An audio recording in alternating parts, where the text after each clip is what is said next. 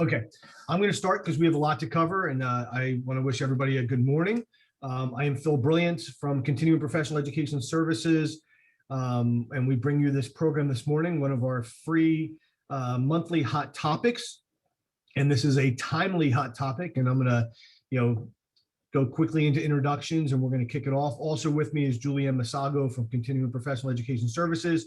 If you have any problems or issues, we'll make sure to correct them during this program. And my partner, George Berkowitz, is also in the course today because he decided he needed to learn something. And so we do welcome him in this morning. This is a meeting format. It is completely your choice if you want to turn your camera and your audio when the time comes for questions, up to you. I will mute you though while Tracy and Michele are talking so that there's no interruptions and they can get through their presentations. If you have questions, I would ask you to either raise your hand, and we raise our hand in the virtual world now by clicking on that little hand.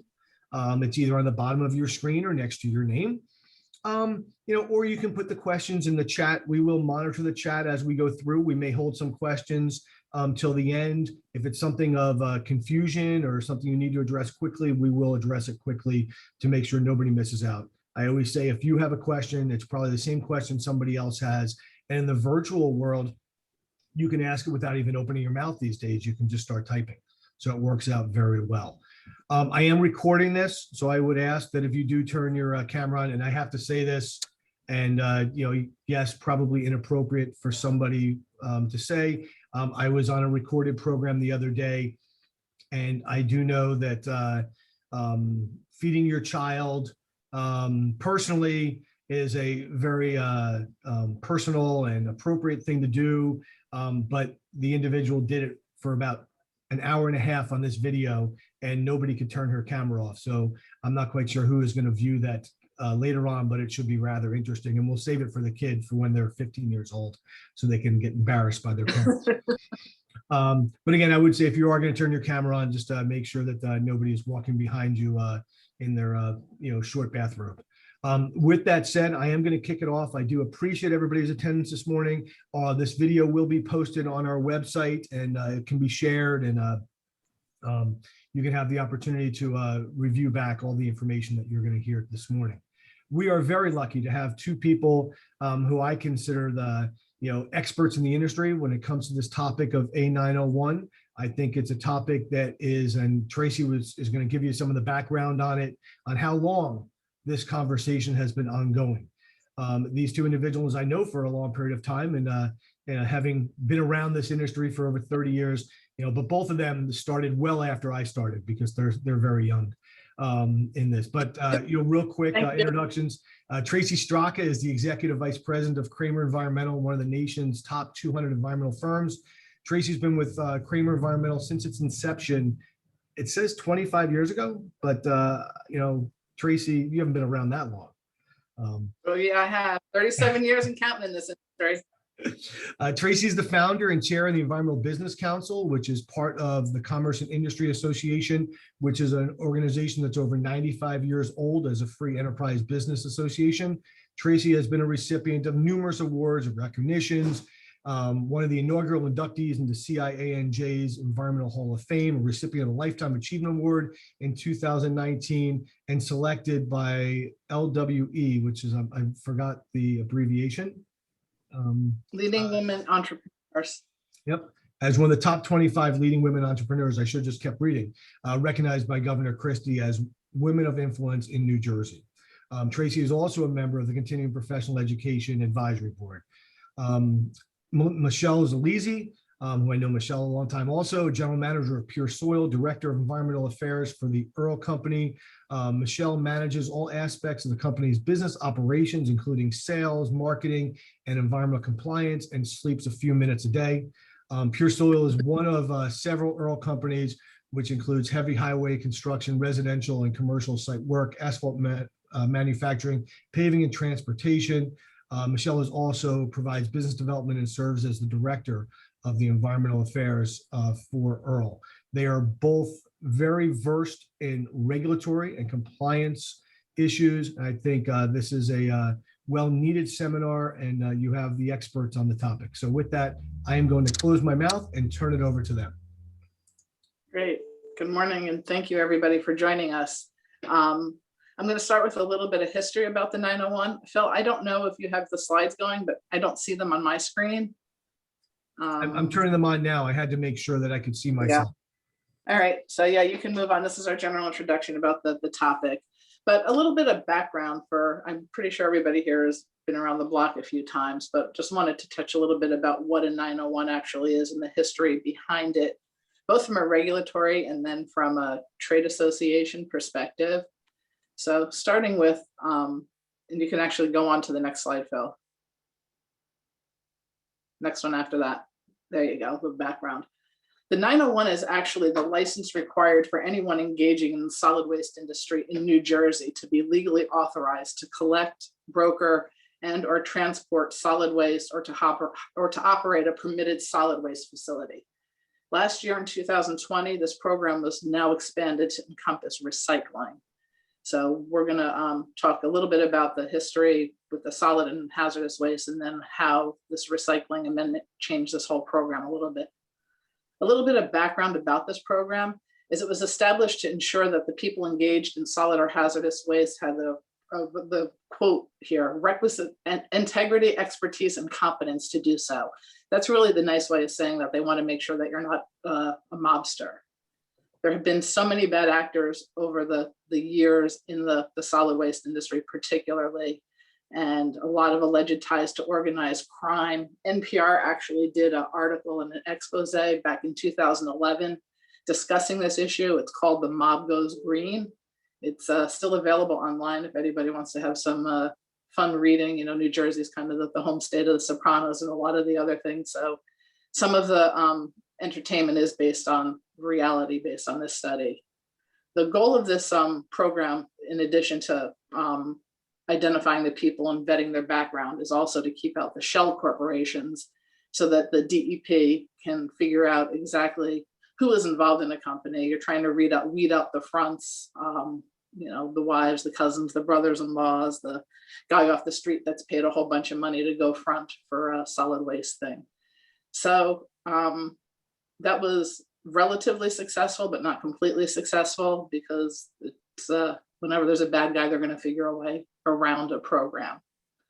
This last year in 2020, the whole program was expanded to include recycling because numerous investigations identified serious environmental impacts associated with different, and I'm going to put the word in quotes, recycling activities. Because as we know, recycling has a legitimate term, and the other recycling is, let me take something from point A to point B, whether it belongs there or not, and call it recycling, and nobody will look. But the history with that is this started back in 2011. The New Jersey State Commission of Investigation put together a report, and it found unlawful dumping of contaminated soil and debris under the facade of recycled materials. And they found that was widespread, from the biggest guys to the smallest landscapers. Didn't really matter, it was happening. And that's when the dialogue started to, how are we going to fix that? A follow-up report in 2017 called The Corrupt Recycling of Contaminated Soil and Debris was published by the New Jersey State Commission of Investigation. And it concluded that our industry, or the recycling industry, remains vulnerable to subversion because recycling was never included in the A-901 licensing and regulatory framework. So that's where the thought process for expanding this whole program began. And they did a follow-up report in June 2019 called Dirty Dirt Part 2, Bogus Recycling of Tainted Soil and Debris. And they reiterated that there are significant loopholes in the oversight and regulations of Class B recycling that have enabled unscrupulous dirt brokers and others to pose as legitimate recyclers, thereby escaping licensing requirements and basic background checks like those who are required to do so for solid waste or hazardous waste operations. So that's kind of the background of the history of the program itself. From a trade association and a practicing professional's point of view, the law of intended consequences kind of kicked in. And we all agree that the 901 and trying to vet and make sure that disposal of all types and transportation of these contaminated materials is done properly. But a whole lot of people have been lumped into this program that, in a lot of our opinions, didn't belong there. So Commerce and Industry back in 2007 first was engaged with Harley Williams, who was a DAG down in Trenton in the AG's office, because a lot of professionals, well drillers, consultants that were disposing of things got swept up in an enforcement action that happened back then. A group of us went and sat DEP, Earle,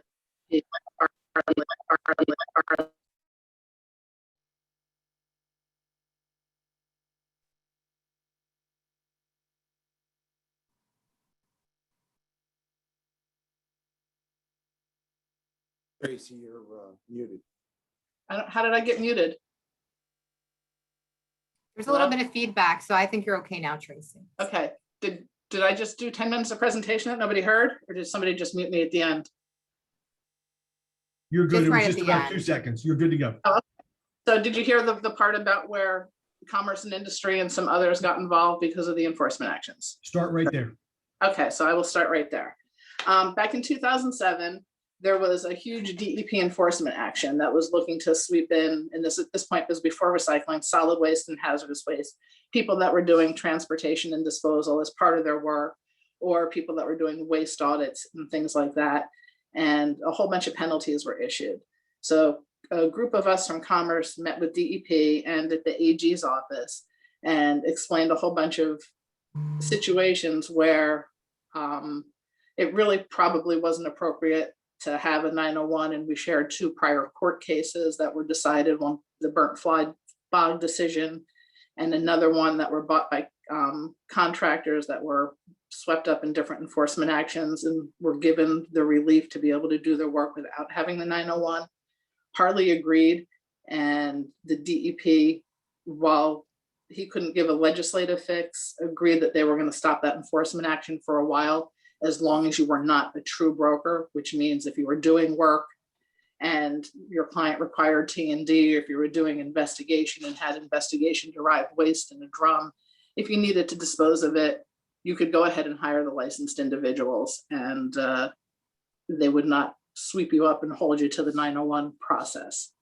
And that went on for a few years, and then the administration changed, and there was another enforcement sweep, and Commerce and Industry got involved again on the legislative side, this time with Senator Lesniak and Paul Sarlo and some others, reiterated the same problem, who promised us a legislative fix.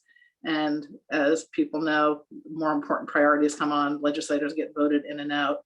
That never did get fixed. So that brings us to here and now. We don't have the professional practice fixes, and 2020 changed the law very significantly that now included recycling. So it also, in addition to that, bought in one program for solid waste. You can go to the next slide, Phil, I think. I don't see slides again, but okay, anyway, it bought in to the program, the recycling, but it took the solid waste license, the hazardous waste license, and the recycling license, combine them all into one. So whether you're recycling something that's mildly contaminated or hauling the worst hazardous waste, you're getting the same background check and the same license based on these regulatory changes. They changed the definition a little bit of regulated individuals, and the regulated individuals include those who, I'm going to read from the regulation, investigate, plan for, and arrange the lawful transportation, disposition, reuse, or recycling of soil and fill recyclables. In that group includes contractors and subcontractors paid to perform soil disposal, even if they hire a licensed facility transporter or broker. We're going to talk more about that later, and we talked about that just before. They define a consultant as a person who performs functions for a business concern engaged in the collection, transportation, treatment, storage, processing, brokering, transfer, or disposal of solid waste or hazardous waste, or the provision of soil and fill recycling services, provided that the consultant shall not include a person who performs these functions for a business concern and holds a professional license like the LSRP. So we got that carve out. So a whole bunch of new activities are now regulated in this 901 program. So everybody, or almost everybody, is now we're going to be required to get a license if you are doing collection, transportation, processing, brokering, storage, purchase, sale, or disposition of these materials, with the exception of Class A recyclables, which is metal, glass, paper, plastic, and cardboard. Class B, which is the asphalt, brick block, and non-haz petroleum soils. Beneficial use if you have prior approval from DEP, and virgin quarry products, including rock, stone, gravel, plants, clay, sand, and other mine products. But a couple things to keep in mind. The definition of soil does not exclude certified clean unless it's mined in a virgin quarry. So as a result, the transport, sale, purchase, disposition involving certified clean fill may actually require registration and licensure under this program. And that's one of the areas we'd hope to get a little bit more clearance, because I'm not sure that was the intent. Another interesting thing of note, the DEP put out a bid just recently, bid solicitation T2700 for an O&M project. It's actually due in July. This is the first bid that I have seen that has a 901 requirement for doing the work, and it's really just O&M and carbon change out and things like that. So the state has gotten into the procurement, or this program has reached procurement already. So the other interesting thing, the law confers authority upon DEP as well as local boards of health and county health departments to conduct the inspections. So that's new. It used to just be DEP and a couple of the local CIANJ, and some new disclosure requirements for all 901 holders. The 901 used to be the owners and like the key people. The scope has been expanded to include your salespeople, your consultants, and your brokers that provide solid waste and soil fill recycling services. So if that is in fact true, Michelle, you need to go get a 901. Tracy, right? We were talking about this earlier. I think it's anybody who actually facilitates those activities in your organization. So for me, it would be like anybody who's scheduling those activities. So it could be my disposal coordinator or somebody like that, right? Yeah, it's really, really broad reaching. The original intent was your family members and, those who are involved in the organization. They've expanded your family members that are otherwise employed in the business, even if they don't own it. They all have to go through the background check.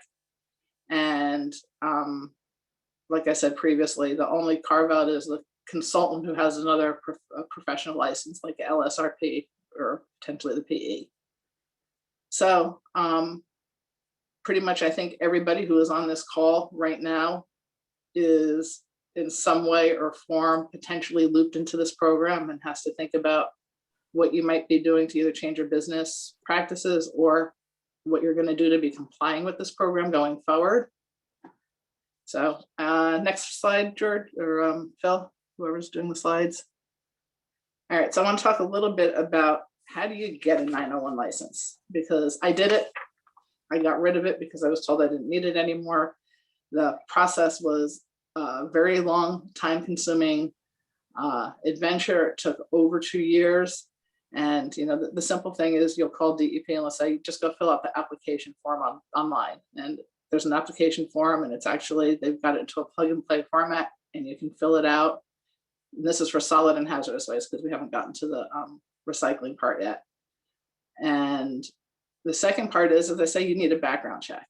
And you don't think a whole lot of it until the state police go knocking on your parents' door unannounced to start asking questions about your kid. And your parent has a meltdown calls you up and says, what are you doing? The police are here. Were you bad? Are you in jail? What happened? And so those kinds of things do happen regularly. And the background check is very, very extensive, and they look at all your associates, your affiliates, where you've worked, where you lived, and they go interview random people unannounced. And very often it is with the assistance of the state police. They will ask you from the business operations, where'd you get your money? How many places do you lease? Who's funding it? Who are your key employees, even if they don't work there?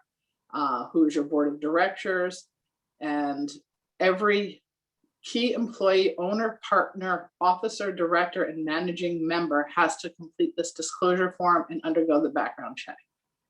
And that's kind of an interesting dilemma because a lot of environmental firms are employee owned. A lot of them are multinational. And to have somebody that's, got 20 principal owners or 50 principal owners or key owners that are out of state or overseas to undergo all of this so that you can go do some disposal and recycling when you're still hiring the appropriate licensed person is just going to be a huge undertaking, both for the businesses and for DEP and the AG's office, because I don't know how they're going to handle, the potentially tens and tens of thousands of applications that they're going to get all at once, when I know my personal one just took 2 years all by itself. Once you go through this background check, you still have to go get fingerprinted at your local police station. And you probably will spend 2 years, if not more. I think Michele said yours was 3. Yours was 3, yeah. It was prior to my involvement here, but yeah, it was about 3 years or so. Between 2 and 3 years. So there's going to be this period of time where I guess we're all either going to shut down or operate provisionally with some sort of regulatory relief that's not there yet. So further, for the soil and fill recycling services, right now there's just a registration because COVID hit. You had the bill S1683 that brought recycling into the 901 program. We also have to secure that license, and by April of 2020, you were supposed to fill out a temporary registration for a license. And the interesting line on the DEP's website is DEP's current guidance says that if a business is in doubt as to whether it must register or not, it should go ahead and register. So you had that to be done by April of 2020. And then shortly after that, DEP was supposed to issue your temporary registration within 90 days, but COVID hit. So that didn't happen, and everything got suspended by executive order.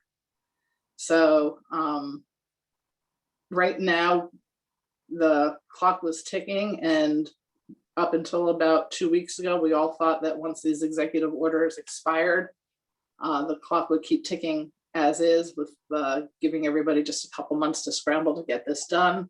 But the governor just recently announced his executive order saying that all of the extensions will be the length of the public health emergency plus your 60 days.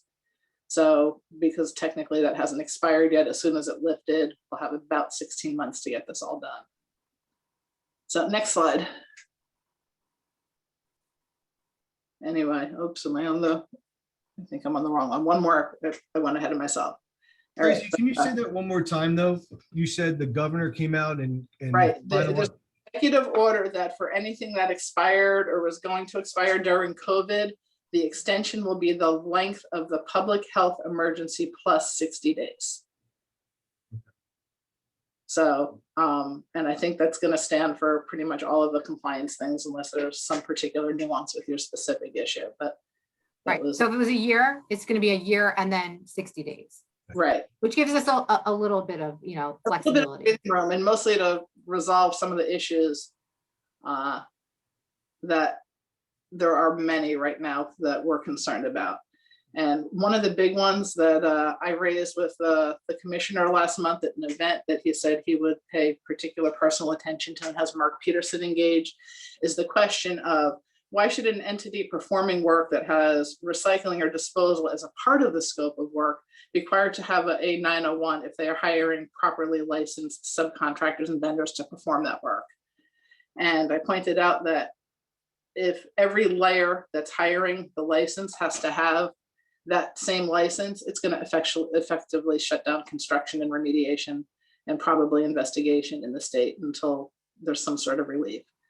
Because, there's, like I said, been a couple of case laws that were decided in the past that pretty much said that if you're doing everything under a contract with the right supervision and the right regulators, and you're doing all the legal compliance, you shouldn't have to hire those properly licensed entities. And I have sent those along to the DEP to re-review because Harley had agreed with those decisions. But right now, as it stands, we don't have the relief. So if you're a contractor and you hire a subcontractor to dig, and the part of the digging means you got to get rid of some ID 27 or some contaminated soil or solid waste or hazardous waste, everybody in that chain right now needs the 901, and that's a huge, huge issue.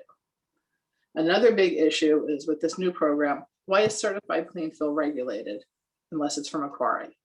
If you have borrow, you've tested it clean and it's regular, you know, you're using it either on-site or off-site and you've gone through all the compliance, why are you in this program?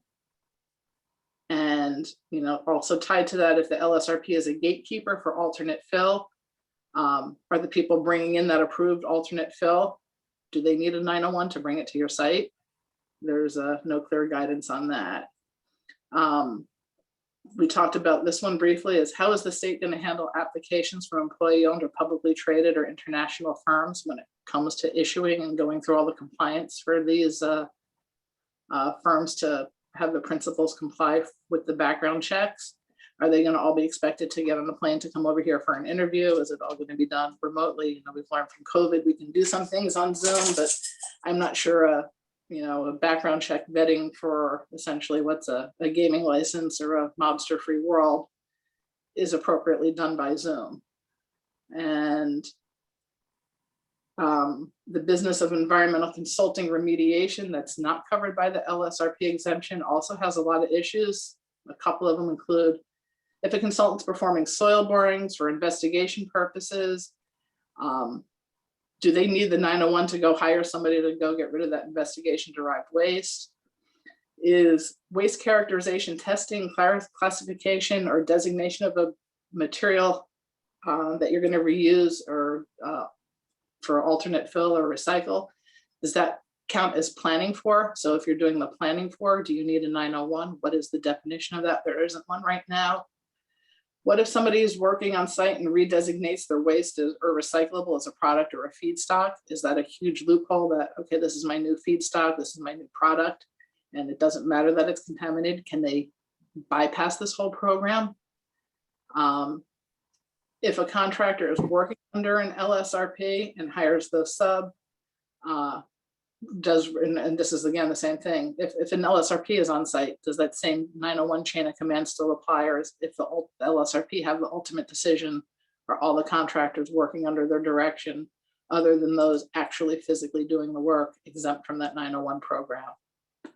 On a construction side, is live loading a roll-off container with petroleum contaminated soils considered collection? If you're digging it in the ground and putting it in a container, are you collecting it? Or are you just moving it on? Is on-site treatment, screening, stabilization, sizing, amending, is that considered processing? So do suddenly all of us who are doing on-site treatment need a 901 to do our remedial treatment? If a contractor is moving uncharacterized spoils from an emergency utility break in the street, which we all know is going to have some level of contamination, they don't know where they're working, and many of the utility owners have a 90-day or a 30-day storage yard, are they transporters? Do they have to stop responding to these utilities or just leave big piles of dirt on the side of the road if they're the emergency response contractors? Another one is, are demolition contractors exempt because they are technically the generator, because they're processing and creating RCA or a similar type product on their site? Is an O&M contractor moving material, i.e. a carbon filter change out, that they're taking it to a spot to be managed by the owner's disposal vendor, considered a transporter if they're moving things from point A to point B? And then the other big one are, why are all state, division, commission, authorities, counties, municipalities, or other agencies completely exempt from this program? So those are just questions that have come in through our membership over the year, all of which are going to impact how we practice things short term. And I'm truly hoping that between the commissioner and Mark Peterson, we can get expanded guidance in addition to that initial LSRP carve out for this program. Michele, I think I've taken up plenty of time, and I think I left you 3 minutes. It's okay. I have a timer all set. But these are really great things, and they're cross over all of our industries here. So these are definitely things that we need to talk about. Bill, if you don't mind, would you move to the next slide, please? Yeah, and I was going to say there are some comments going up into the chat. I think some very good ones, and you know, Tracy just hit a bunch on the of extended deadline. Yeah, a bunch of different things that, I mean, you're sitting here, if anybody else is thinking about it, that like, holy crap, does this include everything and anything I have ever done in my life and willing to do in my life?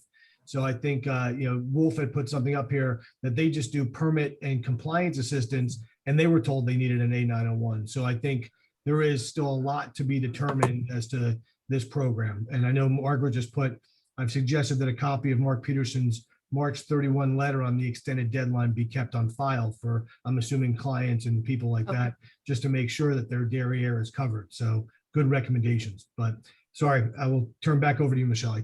No, this is great. This is all collaboration.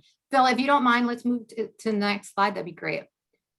So with that being said, obviously we all realize there's a lot of ambiguity. And so to Phil's point, if anybody has comments or questions or thoughts or ideas, please write them down, because Tracy and I and Phil are going to ask you to send all of them to us at some point. I mean, obviously we've discussed this before, but Tracy and I are very engaged and well-versed in commerce and industry on their Environmental Business Council and some of the other businesses and trade organizations. And so we will definitely be looking to revisit this and address it. So with that being said, obviously we now have the new legislation. And so as that was being generated, there were some carve-outs that were made based on some testimony and things like that. So electronic waste and things like that were taken out, but obviously there's a lot of things that are still in there. And so with that being said, managing the recycling portion of it, their DEP is going to have to start to draft some regulations and guidance in order to address how they're going to handle this moving forward as it relates to soil and recycling management, and also hopefully to address some of these ambiguities. Realizing that, clean fill is definitely an issue, right? So the definition of clean fill, there's a lot of ambiguity with regard to existing regulations and proposed and existing of both, right? Because there's some new proposed fill guidance out there. So we need to address that, right? So we want to talk about that. The other thing is realize too, that there are environmental professionals out there who are extremely proficient and well-versed in handling all of these things. So they don't necessarily have to be an LSRP in order to do that. So these are kind of recommendations and things that we would suggest. And out of this, what happened? So out of this, the department created this Guard Your Backyard. And so if you're not aware of it, you can go to their website and have this great little website. And it's about Guard Your Backyard was generated out of the Dirty Dirt #2 report. Bill, would you move to the next slide, please? So let's talk about where this came from. So Guard Your Backyard was really like was generated as a reaction to the Dirty Dirt 2, right? So obviously there've been some history and issues associated with that. And so with that being said, there is one particular site, which is the Harbor Road site, which I actually am very well versed with, because we were asked to come in, Earle was asked to come in at the end to help do some exploratory digging and things like that to help mitigate some of the issues that were there. So from my perspective, it was really interesting being on both sides of the spectrum. One is being previously being an environmental consultant. So I'm pretty well versed in that for a really long time here in New Jersey, and I have a lot of colleagues and things like that. So we continue to work together. The other thing is, managing material soils management companies. So this is what we do for a living. And then also being with the boots on the ground, kind of hearing what the issues were at the time. So hearing from the chief of police or a representative from the AG's office saying, yeah, the issue there was that trucks were lined up, material was moving in.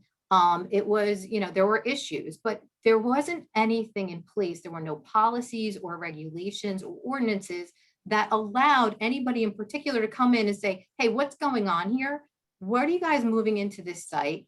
Who's overseeing it? And let's make sure everything is on the up and up and legit. And I think that is partially where this proposed model ordinance came in saying, hey, we want to give the municipalities and the health departments some kind of stake in the ground that they could say, hey, we want to come in and we want to start asking these questions and being able to address this real time.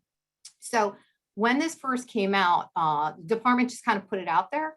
The regulated and professional community, we were kind of just caught off guard. And we read the model ordinance there was obviously a little bit of pushback because there were lots of concerns. One is we felt like the department really didn't talk with us about it. So what we did, I will say, I'll give them this, we did meet with them, and they were very open and engaging to hearing what we had to say. They said, listen, it's only a proposed ordinance. We said, we understand that, but you're the department. So if you put it up there, people will likely utilize it and take a look at it. And so with that being said, we kind of came in and said, okay, let us first seek to understand what the department's goal is. And we all know, right? We're all professionals here. We know is protect the human health and the environment and do the best thing that we can here. And then how do we help us to help you to mitigate those issues for those nefarious characters? Because we all know that they're there. And so to continue to move things forward. So a bunch of, professional groups, trade groups, representatives got together. We worked with the department. We did provide comments and things like that. They did take some of them and they revised the model ordinance. So working with the DEP in collaboration, I think was really helpful. We'll try to continue to do that. Having those conversations, I think real time, gives them a little bit of perspective on what we actually see go on in the industry. Because I think that there's kind of a disconnect sometimes. So, we're boots on the ground, we see these things. So we're able to give some influence and insight. So it was really helpful. Bill, the next slide, please, if you don't mind. Okay, so the municipality and model ordinance. So that was really the genesis of it. It was a knee-jerk reaction to some of these particular sites where they just brought in material. It was unacceptable material and then just kind of got left there, right? And so we certainly don't want contaminated material coming in and creating hazards or health issues for anybody in our communities or in the state. So what it also does is, like I mentioned before, provides kind of some local authority and things like that. But the potential issues and concerns and problems are, realize that in New Jersey, we have about 565 municipalities. So anybody who's doing work in New Jersey realizes that having 565 potentially different ordinances from town to town and things like that could definitely be problematic. So I also am very involved in my local municipality. I chair our planning board and things like that. So I do realize that there are some provisions in place depending on your municipality. You have some very sophisticated municipalities, some more urban municipalities that are very well versed in this stuff. And then you have some smaller municipalities where maybe this is never an issue, or maybe there's shared services or things like that. You have municipalities that have engineers full-time and things like that. And then you have them that don't have any at all. So realize that there could be some issues moving forward. So it needed some clarity. The other thing is, what if you have a large project, right? So these are potentially projects, like it could be a homeowner project, a pool installation, it could be minor landscaping, it could also be the development. And there may be no potential contaminants of concern moving forward, but you want to kind of manage the fill material. Realize some of these projects may expand over one or more municipalities. And if that's the case, then, who comes into play? Who supersedes, who takes ownership, or is there some type of collaboration? Currently, there's a handful of townships that have adopted model ordinances. Realize there are some issues and hiccups, and my understanding is there is some actually potential litigation with regard to some development and things like that. So we'll keep track of that. But this is the model ordinance, and we just wanted to let you know. So you can actually go on their website. It's Guard Your Backyard at DEP. Bill, next slide, please. So with that, we recommend the following, and I'll try to move things along so we have time for questions and comments. So we suggest that selecting appropriate companies to work with for your project. So for those environmental professionals, contractors that are on this call, this is what we suggest, right? So the intent is always great, right? It's to mitigate any nefarious characters. It's to weed out those undesirable people that are portraying to be professionals and they really aren't. They're extremely disingenuous, and it just makes all of our lives that much more difficult. So work with a reputable company. If you don't have a reputable company, talk to some of your colleagues, do some research online. There's, work with some, if you're in a business organization or a trade group, talk to some of those other people and find out those companies that actually are doing these things. And if you've been in this industry long enough, you know that there are many that are. Work with a company that already has an A-901. Most of us already in this industry already have A-901s. So if you're working with a soil management firm or a recycling facility, or even some brokers, they may have A-901s. And so with that, make sure you work with them and select. It's like anything else. If you're buying a car, you're going to do your due diligence. Make sure you do your due diligence. Environmental professionals and LSRPs, I suggest you work in collaboration. It's a teaming event. we're all one big team here, right? We're all working together for the best interest for the project, for your customer, to do it efficiently and effectively, right? So kind of work together. If you're running a project or a remediation project and you have contractors that you're using, your management firm is the same as your contractor. You want to go with those key people. You want to align yourself with a company or people that have the same values, same personal values, ethic, stand up, or your corporate goals, your corporate values. So you want to align yourself. So it's all teamwork, right? Teamwork makes the dream work. That's what I always say. Next slide, please. Kind of keeping track of time. So in summary, what we want to say is this. The goal, obviously, for this new legislation and all this stuff moving forward is to keep the bad actors out of the business. Soil disposal, soil movement, recycling kind of has a negative connotation, right? Especially if you come from the environmental consulting industry. People would say, Michelle, you went to the disposal end of things. Like, what were you thinking? But it's actually great being on this end because I know what worked on the other end. And it's very easy for me to align myself with very similar core values and to help facilitate, give you guys valued engineering, right? Talk with those people. We want to clarify potential issues with the legislation. So work with your existing business organizations and groups like that, your trade industries, commerce and industry, New Jersey Builders Association, UTCA. If you're involved with an organization, get more involved, talk with them, go to the EBC meetings, participate, look over the legislation. Like we said, Tracy and I, if there's any issues or any concerns, start writing these things down, send it to us. We want to hear from you. That's why we're having these conversations. And be an informed professional and consumer. Like I said, do your due diligence. Make sure you're talking to other people. Work together, work collaboratively, reference, the groups that you're with, keep good mindset, continue to come to like CPES and do events like that. And then feel free to reach out to Tracy or myself. Next slide, please. Thanks, Phil. And there's our contact information. So I want to say I don't want to speak completely for Tracy, but I want to say we've been in the industry a long time. We have a lot of good colleagues and friends here in the industry, and we're always willing to help and assist. So if anybody has any questions or concerns, by all means, please feel free to reach out to us. And I think I left some time for questions. You did great, and I'm speaking as fast as you did. I understood everything you said.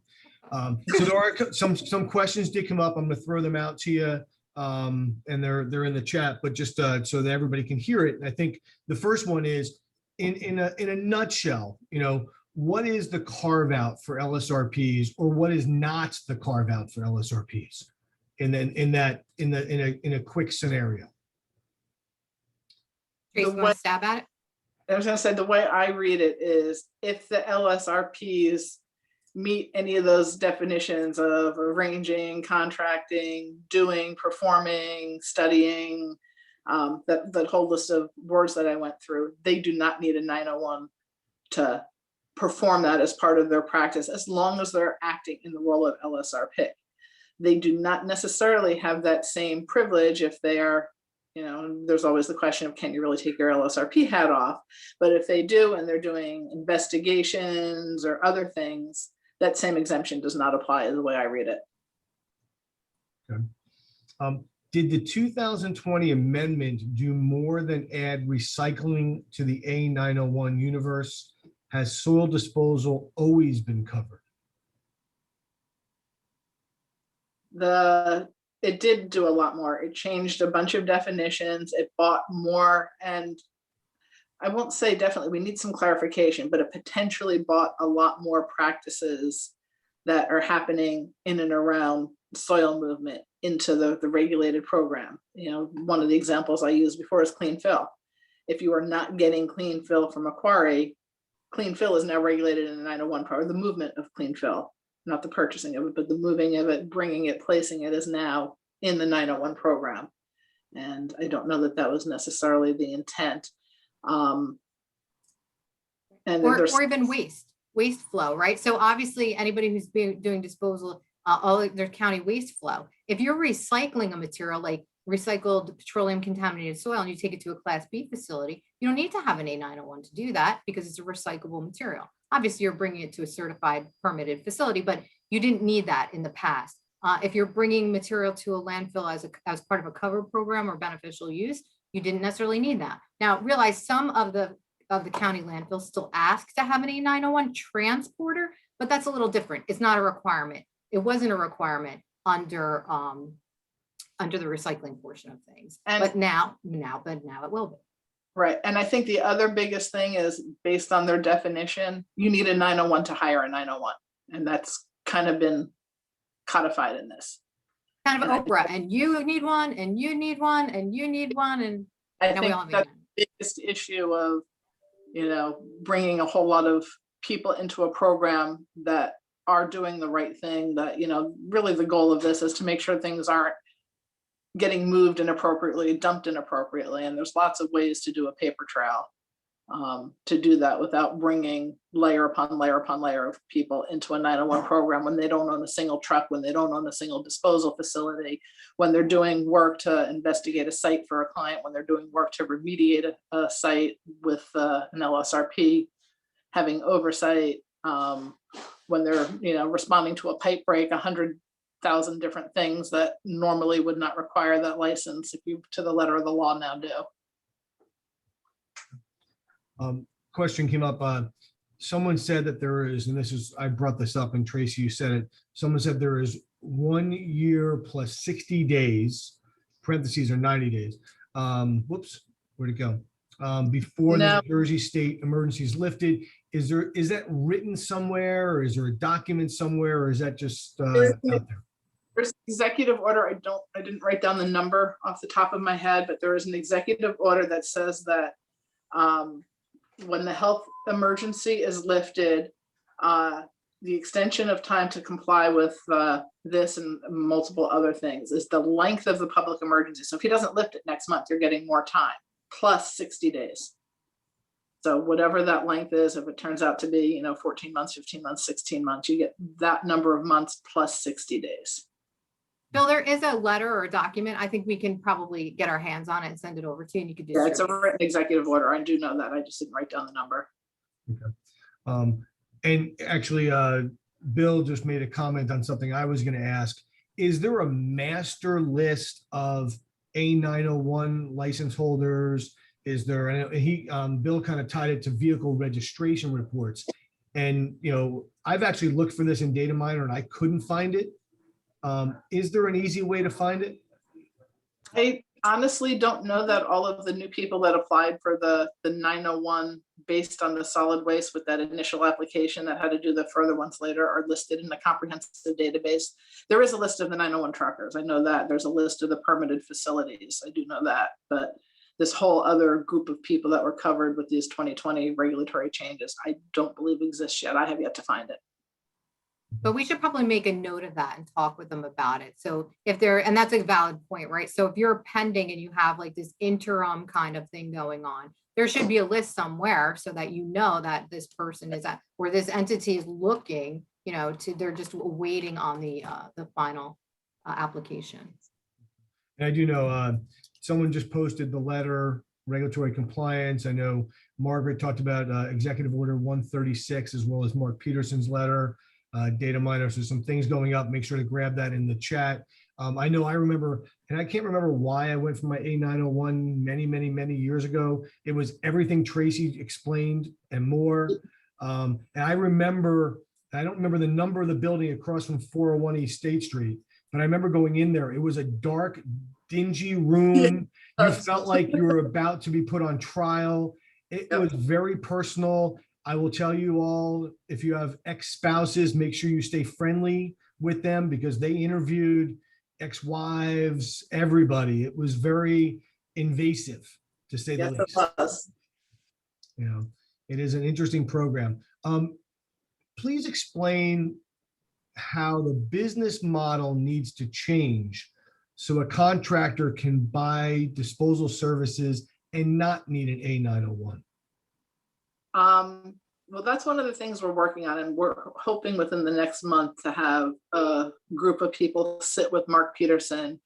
Like I said, we've revisited this multiple times, and there's a couple of court decisions, and I'll be happy to send it to you, Phil, that you can share with everybody. And this was before they bought recycling in, that specifically gave contractors relief to hire the appropriately licensed people in the course of doing other work. If you were solely acting as a broker, this didn't, these court decisions didn't cover you. But if you were out working, performing a remediation, and as part of your scope of work, you needed to take the material to facility XYZ as, this particular waste stream, and it was being done by a licensed trucker and going to an appropriate facility. The courts decided that that was considered work that was incidental, and it was all being watched by, in these particular cases, another state agency that everything was getting submitted to anyway. So there was no reason, one of them was an award that tried to get overturned. The other one was the actual work itself. And both times they found out there was no reason for the contractor to have to be a 901 to hire a 901, as long as they weren't purely acting as a broker as their sole line of business. So we're hoping to share that with this newest administration, because, these are, buried in history. And like I said, this goes back several decades with opinions from the AG's office that never got memorialized, and have been through the legislature, with different discussions. And just when I guess the DEP agrees that they're not going to do something that becomes lower down on the priority, we're not going to go do enforcement actions, and don't worry about it as long as you do XYZ until the next time it happens. Right. If there's enough reasons to do an enforcement action, they will. Correct. So this is a long one. For the DEP approved beneficial use exemption related to soil fill recycling, A-901 requirement, what does this include? And then it goes into specific buds issued by the department, daily cover, alternate fill approved by the department, landfill capping approved by the department, if not alternate fill, and the LSRP is the gatekeeper. How are the owners who are getting tipping fees exempt? That was a long part, if you could see that in the chat. We don't know the answer to that yet. That's one of the things that it's ambiguous in both the expanded regulations and in the guidance.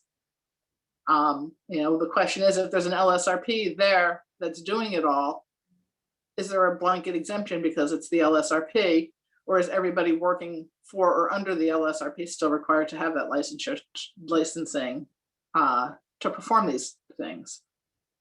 And these are really great questions. And, these are the questions that we want to go to the regulators with and say, hey, listen, so it's going to really get hashed out as we start working with Mark Peterson's group and the people over at DEP, as we start to put together the guidance and the regulations associated with the new legislation. Yeah. So it's interesting. I just wanted to say, I know that, and I don't know if you're on because I don't see the list of all the people on, but I know a couple of folks from DEP did register for this program. And if you're here and would like to help work with us so that we can get answers, so all of the people that are practicing in this industry appropriately, please message Michele or me offline and see if we can continue this dialogue and resolve some of these things, because 16 months goes really, really quickly.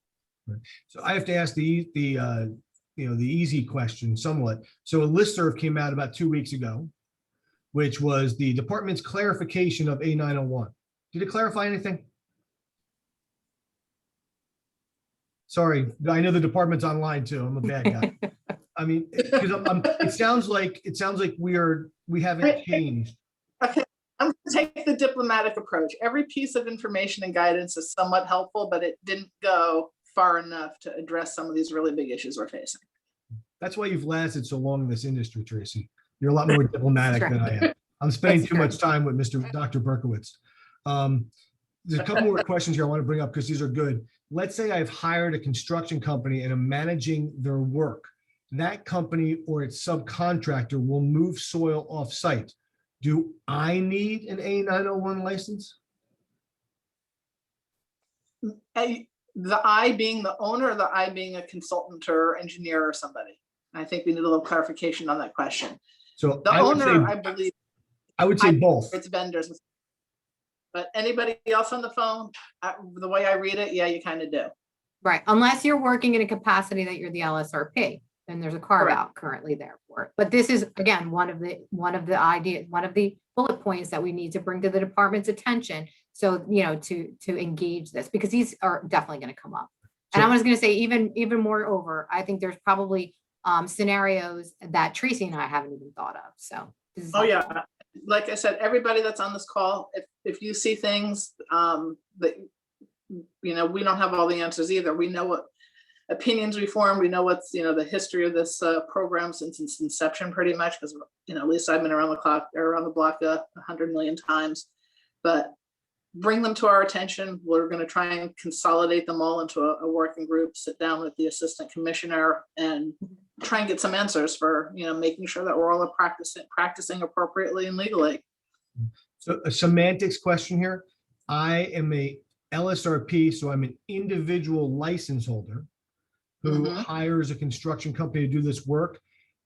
Is there a definition of hired? Because quite honestly, I'm the LSRP, but I'm not paying them. My company is. Exemption still exists? Good question, and I don't have the answer to that. There's not a lot of definitions that came out with this, the regulation or with the guidance that, and I think that definitions alone would go a long way. Yeah. Again, I think if you're working in the capacity of an LSRP at the time, then it looks like you're exempt. But if not, then you would be right. required. But I think the LSRP still has to hire the licensed contractor if you're working for the LSRP. And if the LSRP is working in a capacity of an LSRP, you can be an LSRP, but not technically not be an LSRP of record, perhaps, for that particular project or something. If I'm signing manifests as designated by the generator on behalf of the generator, does the generator exemption apply? Not that I'm aware of, and don't do that. Right. I was going to say, don't do that. Don't sign. So if you're an LSRP, then you don't need an A-901 when having subcontractor moving dirt, but the subcontractor should be an A-901. That's how I read it right now. We need some clarification. Sure. And then the question is when you're moving dirt, and not all dirt moving is the same, when do you really need it? We need some more clarification for that. It seems that solid waste or beneficial use material coming from out of state to tip in New Jersey requires an A-901. It doesn't seem clear whether it's required for regulated soil originating in New Jersey but transported for out of state disposal requires. Any clarification on this?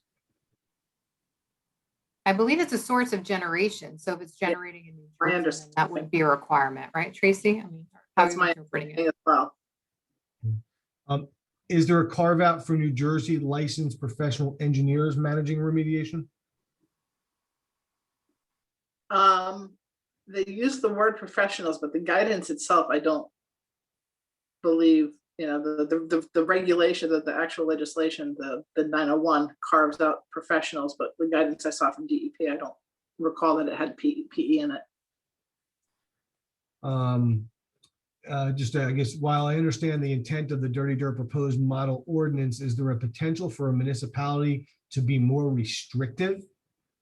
We have had some challenges working in some municipalities that sometimes holds us hostage in order to gain concessions like restoration or compensation above and beyond any impacts of operations. Just concerned this could be a new potential problem. Welcome to New Jersey. Yes, there's municipal dirt moving permits, municipal dirt moving fees. The municipalities, particularly some of the more urban ones and for larger projects, have generated an awful lot of revenue from contractors, and that's just a cost of doing business that you have to be aware of. There's nothing that I'm aware of that prohibits them from doing it. Yeah, so it's definitely an issue. I've been really entrenched and engaged with the model ordinance and the comments, and working with a group of professionals and industry personnel and developers and things like that. So yeah, there's definitely it could be a Pandora's box in some capacity, because the way that the model ordinance, and again, it's just a suggestion, the municipality really has carte blanche to create this ordinance. The department has no input with at all. It's just putting it out there. So as you could see, there could definitely be some, extensive restrictive issues associated with that, which could impede progress, impede projects, stall projects, be non-starters. It could definitely, it could, has the potential to definitely be an issue. Right. And remember this, the 901 also expanded the enforcement from DEP to others. So not only Correct. charge you, they can enforce you. Again, this was fantastic. I think there's a lot of information. It does sound like there's going to be a follow-up session on this in the hopefully near future, because there's still a lot of outstanding issues. There's still a lot of questions. And I don't remember if it was Tracy or Michele who said it, but basically they haven't taken enforcement action yet. Right. And right now the executive order is still in place. And if you've registered prior to that March of last year deadline, you've got that period of COVID plus 60 days that you're still allowed to operate as long as you've done that registration. If you haven't done that registration, I'm assuming at some point there's going to be enforcement actions taken against you, but hopefully before that happens, we'll be getting some clarity. Right. And just to clarify that again, if the entire length of the governor's executive order is 12 months, even though it's longer than that right now, it would be 12 months plus 60 days, which I think is 14 months. Correct. Yeah. Good math. Like good math. Sorry, I'm trying. Yeah. But Dr. Berkowitz, did you have something to say? Always, Phil, always. First of all, I want to thank our presenters. This is a really good, informative session. And the fact that we had over almost close to 80 people with over almost 30 comments really gets to the point that this session is doing what it's intended to do, and that is to educate the profession of the LSRPs as well as others. And I will submit to you that that's why we do this. We don't get any money out of these. Tracy doesn't get any money. Michele doesn't get any money. We do it because we can and because we should. It helps the profession. It helps us stay out of jail. But I will tell you, I am very appreciative of working with Tracy for a long time. Tracy, you were the founder of EBC. Congratulations. Great group, great organization. So again, thank you so much. Quick shout out to John Kastner and Wolf Skasel and Mr. Pasarina. Thank you very much again. And I'm done, Phil. Okay, thanks. Right. And then one last, Phil, as we get answers through our EBC working group, I know not everybody on here is EBC. I will share them. Phil is part of EBC, as is George. And hopefully you can share that information with everybody that's on here so that we're all hopefully practicing on the same page. Yeah, and I think the biggest takeaway from today, I mean, other than the fact there's still a lot to be determined, is that we need to collaborate and work together. Yep. So that we basically can get a program and an understanding that we all can work with, and that we're not stepping on each other's toes, and that the department and the professionals can work together. And I know EBC has been working with LSRPA, with UTCA, with some of the builders groups and our members. So we're all within those groups sharing the information. Again, thank you to Tracy and Michele for getting up bright and early this morning, and for keeping the dogs quiet behind you. And mine are sleeping under my desk right now. Thank you all for joining us this morning. Again, this will be, this has been recorded and will be up on our website probably by tomorrow afternoon. You can go back and refer to it and share it with colleagues. Also, check out CPESNJ.com for upcoming courses. If you're in need of OSHA training, we do have OSHA training in June, as well as some upcoming courses on for continuing ed credits. And we will be back in person with our first program in August. Look for more information. We are excited to start seeing what's below the neckline of all of you after 14 months locked in your house. So I know I've been working on below my neckline, so hopefully you'll all be surprised. With that, have a safe time, have a good day, and we'll see you soon. Again, thanks, Michele and Tracy. Take care. Be well. Thank you so much for having us. Bye.